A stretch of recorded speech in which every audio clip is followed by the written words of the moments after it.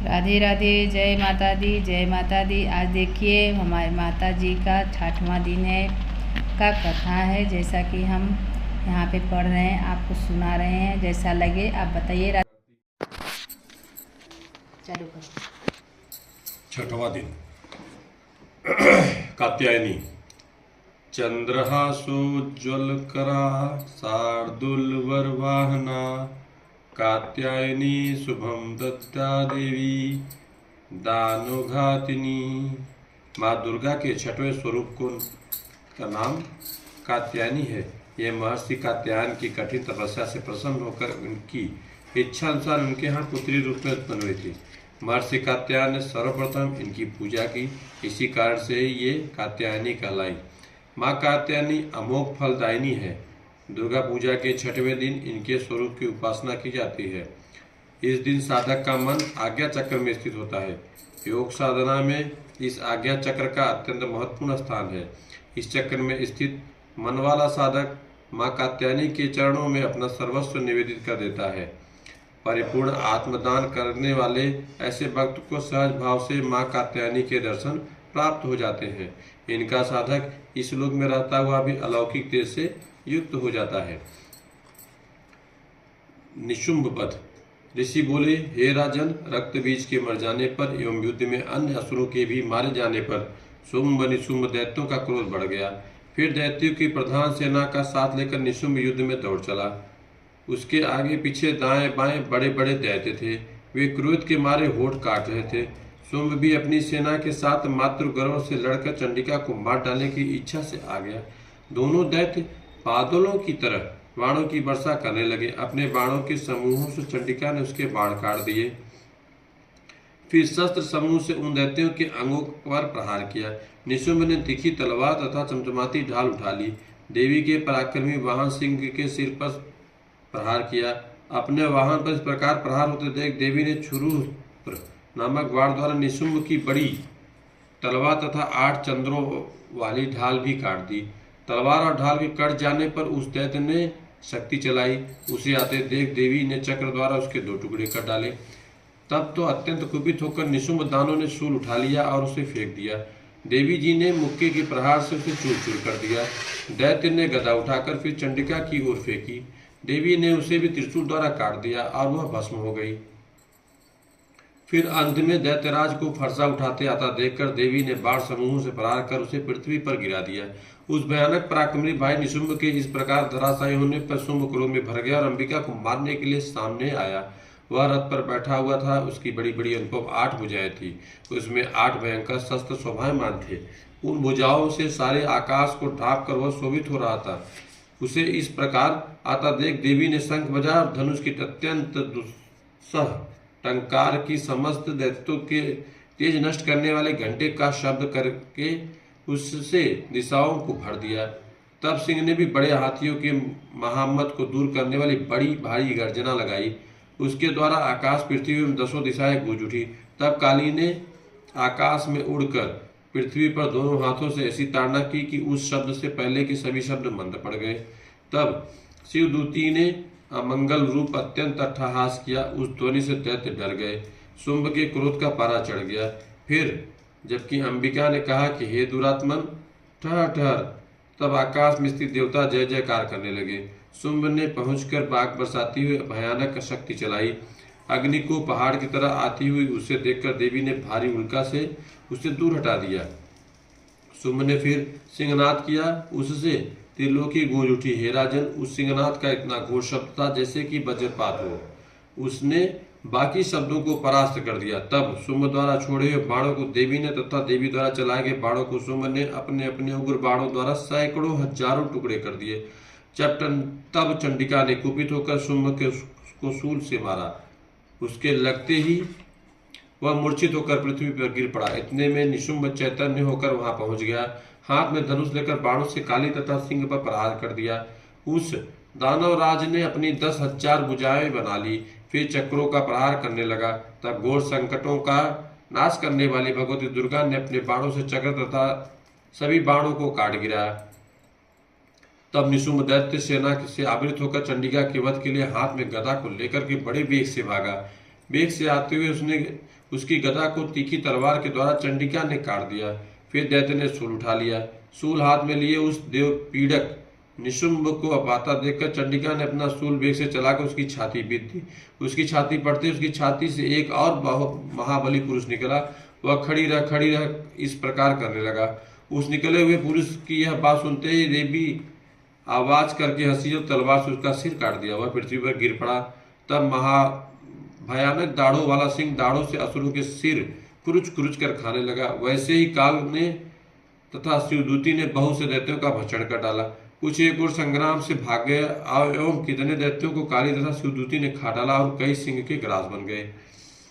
शुंभपद ऋषि बोले, अपने प्राण प्रिय भाई निशुंभ की मृत्यु को देखकर इस प्रकार सेना को भी मरता देखकर कुपित होकर शुंभ कहने लगा, अरे दुष्ट दुर्गे, तू बल के घमंड से गर्व मत कर। अरे अहंकारणी, तू तो अन्य स्त्रियों के बल के सहारे लड़ रही है। देवी बोली, अरे दुष्ट, मैं अकेली हूँ, संसार में मेरे सामने दूसरी कौन? ये तो मेरी विभूतियां हैं, मुझमें ही प्रवेश कर रही हैं। इतना कहते ब्रह्मांडी आदि सभी शक्तियां उस देवी के शरीर में समा गई। अकेली अंबिका देवी रह गई। देवी बोली, मैं अपनी ऐश्वर्य शक्ति संपन्न अनेक विभूतियों के रूपों में यहाँ पहले विद्यमान थी। अब मैंने सभी रूप समेट लिया। अब तो अकेले युद्ध में खड़ी हूँ, तू भी स्थिर हो जा। ऋषि बोले, तब सभी देवता एवं दैत्यों के देखते देखते देवी और शुंभ में घोर युद्ध छिड़ गया। तीखे बाणों की वर्षा तथा भयंकर अस्त्र शस्त्रों से उन दोनों का युद्ध सभी लोगों के लिए भयंकर प्रतीत होने लगा। जितने भी दिव्य से दिव्य अस्त्र अंबिका छोड़ती जाती, दैतेंद्र उन्हें निवारक अस्त्रों द्वारा तोड़ता जाता। इसी प्रकार परमेश्वरी अंबिका भी खेल खेल में हुंकारादि शब्दों द्वारा दैत्य से छोड़ दिए गए शस्त्रों को तोड़ती गई। तदनुसार असुर ने सैकड़ों बाणों से देवी को आच्छादित कर दिया। तब देवी ने भी कुपित होकर बाणों द्वारा उसका धनुष काट डाला। धनुष के टूट जाने पर दैत्येंद्र ने हाथ में शक्ति उठा ली। अभी शक्ति उसके हाथ में ही थी कि देवी ने चक्र द्वारा वह शक्ति काट डाली। तब दैत्यराज तलवार तथा 100 चंद्र वाली चमचमाती ढाल लेकर के देवी पर झपटा। उसकी तलवार तथा सूर्य जैसी चमकती ढाल को अपने धनुष से छोड़े हुए तीखे बाणों से तुरंत काट दिया। रथ के घोड़े व सारथी को भी मार दिया। धनुष तो पहले ही कट चुका था। तब तो भयानक मुद्गर लेकर अंबिका को मारने के लिए दैत्य उद्यत हो गया। देवी ने उसके मुद्गर को भी तीखे तीरों से काट दिया। फिर वह दैत्य मुक्का तानकर बड़े वेग से दौड़ा जाते ही उस दैत्येश्वर ने देवी के हृदय में मुक्का मार दिया। देवी ने भी उसकी छाती पर एक चपाट जमा दी। देवी की उस चपेट लगते ही वह दैत्यराज पृथ्वी पर गिर पड़ा। गिरकर भी सहसा उसी प्रकार उठ खड़ा हुआ। तब उछलकर देवी को उठाकर आकाश में स्थित हो गया। वहां भी निराधार होकर के वह चंडिका देवी के साथ युद्ध करने लगा। आकाश में उस समय दैत्य तथा चंडिका का आपस में घोर युद्ध हो रहा था। वह युद्ध मुनियों के लिए विस्मयकारी था। अब अंबिका ने उसके हाथ साथ देर तक युद्ध करते करते दैत्य को उठा लिया और उसे पृथ्वी पर पटक दिया। देवी द्वारा पटका हुआ वह पृथ्वी पर आकर खड़ा हो गया। मुक्का तान हुआ दुष्ट देवी को मारने की इच्छा से बड़े वेग से दौड़ा। तब उस दैत्य को आता देखकर देवी ने उसकी छाती में त्रिशूल भोंक दिया और पृथ्वी पर गिरा दिया। देवी की सूल से छत बिछत होकर पृथ्वी पड़ते उसके प्राण निकल गए। उसका गिरना भी समुद्र द्वीप एवं पर्वतों के साथ साथ सारी पृथ्वी को हिला देने वाला था। उस दुरात्मा के बढ़ते ही सारा जगत प्रसन्न हो गया। आकाश भी बहुत ही साफ दिखाई देने लगा। पहले जो उपद्रवी मेघ उठ रहे थे तथा उल्कापात हो रहे थे वे सभी शांत हो गए। दैत्यों के मारे जाने पर नदियां अपने अपने मार्ग पर चलने लगी। उनकी मृत्यु होते ही सभी देवताओं के मन प्रसन्न हो गए। गंधर्व मनोहर गायन करने लगे, अप्सरागण नाचने लगे, दूसरे बाजे बजाने लगे, वायु पवित्र होकर के चलने लगी, सूर्य उज्ज्वल होकर के चमकने लगा, शांत हुई अग्निशालाओं की अग्नियां जलने लगी, दिशाओं की भयंकर आवाजें शांत हो गई, प्रजा सुखी हुई और सर्वत्र शांति का साम्राज्य हो गया। इस प्रकार 6वें दिन की कथा समाप्त हुई। ओम जय अम्बे गौरी मैया जय श्यामा गौरी, तुमको निस दिन धावत हरि ब्रह्मा शिवरी। ओम जय अम्बे गौरी, मांग सिंदूर विराजत टीको मृग मध्य को, उज्ज्वल से दो नैना चंद बदन को।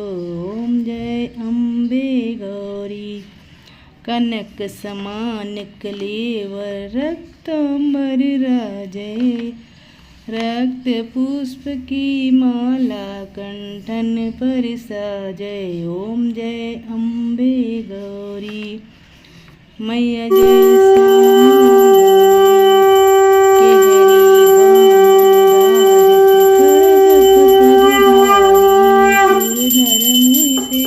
तिनके दुख हरि हारी।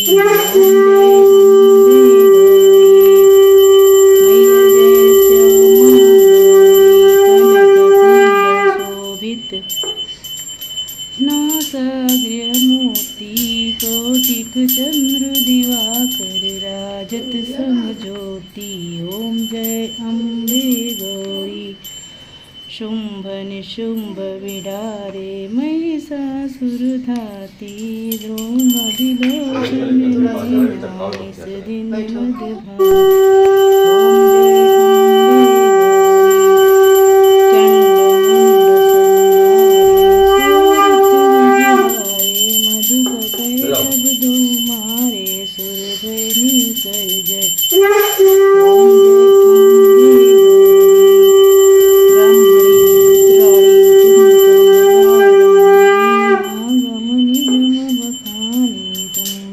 मद रानी। ओम जय अम्बे गौरी 64 योगिनी गावत नृत्य कृत भैरू। बाजत ताल मृदंगा और बाजत डमरू। ओम जय अम्बे तुम्ही जग माता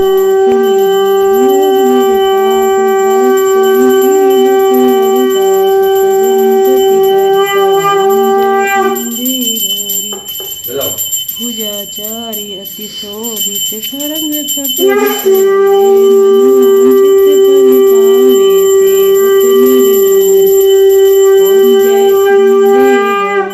कंचन थाल विराज अगर कपूरवाती। श्री माले के तू मिराजत कोटि रत्न ज्योति। ओम जय अम्बे गौरी श्री अम्बे जी की आरती जो कोई नर गावे। कहत शिवानंद स्वामी सुख संपत्ति पावे।